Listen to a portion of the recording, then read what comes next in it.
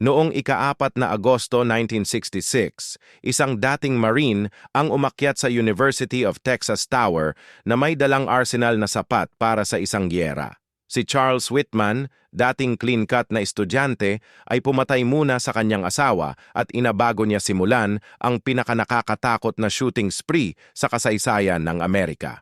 Sa ika-28 palapag, pinili niya ang mga target ng may military precision. 17 tao ang napatay niya sa loob ng 76 na minuto ng siege na nag-terrorize sa buong Austin. Ngunit ang nakakagulat na discovery ay nangyari pagkatapos ng autopsy. Natagpuan ng mga doktor ang isang walnut-sized na tumor sa kanyang utak, direktang tumutuon sa amygdala, ang bahagi na nagkontrol ng aggression at takot. Sa kanyang huling liham, hiningi ni Whitman na pag-aralan ang kanyang utak. Parang alam niya na may mali sa kanya.